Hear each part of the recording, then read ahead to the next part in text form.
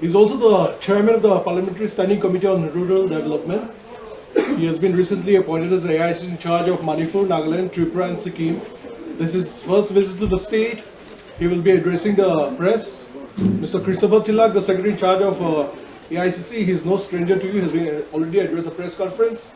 On the dais on the far right, we have our working president, Sri Kredi Tenuo. Second, our PCC president and honorable MP, Sri S. Jamir, and onto my and Sri Siapok Jamir, the working president of the NPCC. So I will give the time to our new in charge, Sri Saptagiriji, to address the press. Over to you, sir. Thank you so much. On the dais, we have Honorable PCC President, the working presidents, our AI Secretary, Sri Christopher Tillakji, and our Vice President. All my media friends, brothers and sisters, welcome to the press meet. Firstly, I'd like to thank you all for coming here in a very short notice. AICC has recently appointed new secretary, general secretary in charges of various states. And as part of that, to take off my office, I've come here to meet the office bearers of Nagaland Pradesh Congress Committee. And one of the reasons why we are doing this reshuffle is definitely the elections is on our mind. The last Lok Sabha elections, where the people of Nagaland, they gave a trumping majority to our MP. He could win out of all odds, is something phenomenal.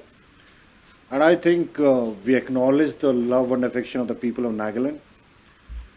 The Congress party, we firmly believe that because of the misgovernance of this government, the current NDP and BJP government, the misrule of this government and the stepmotherly attitude of the government of India, it's high time that there should be a change in Nagaland.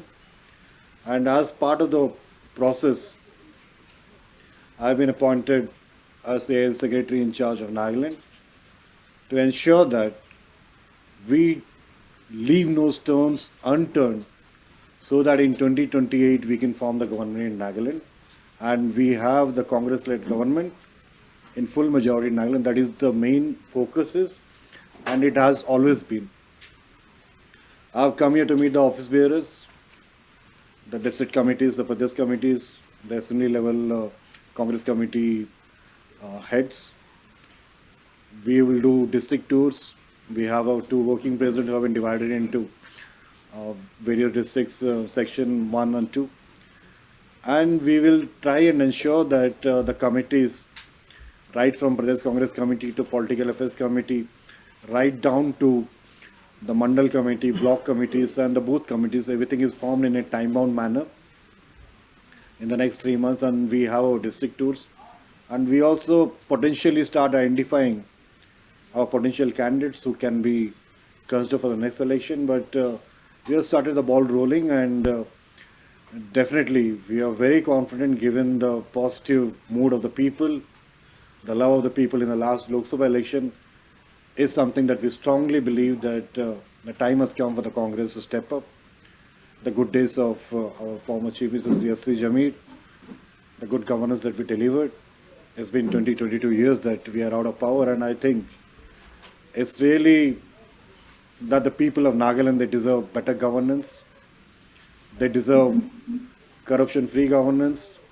They deserve better solution to the problems of the central government. And the way to 2029 would be to 2028. And we are confident of a regime change in the central government as well in 2029. There's nothing that can stop us, but as a party, as an organization, what all things needs to be done, we will do it right away and in a proper way.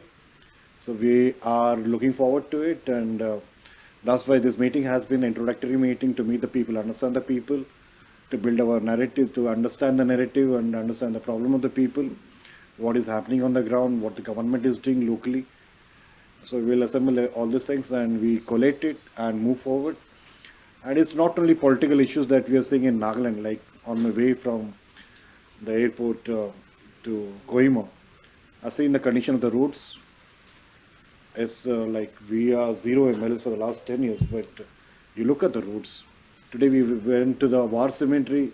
There was a traffic jam in the middle of the city. The education system, the employment issue, price rise issue, the atrocity against women, corruption issue. I've been told that for everything there's corruption, 20% corruption is going on here. So they have looted the state enough.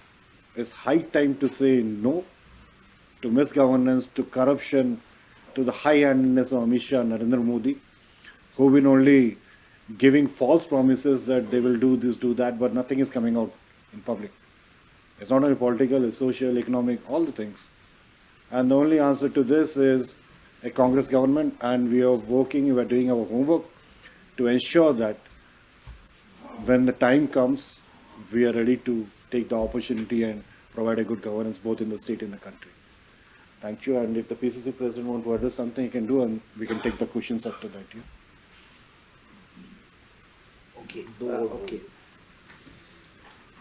Friends, on behalf of the Nagaland Pradesh Congress Committee, just like to convey that we are having another attention of hitters to make a moral posture, because Honorable MP, who is a second-time MP and well experienced and politically well matured, he has come here to see that how our people are having a problems and how to solve and how to tackle up those issues by our Congress party.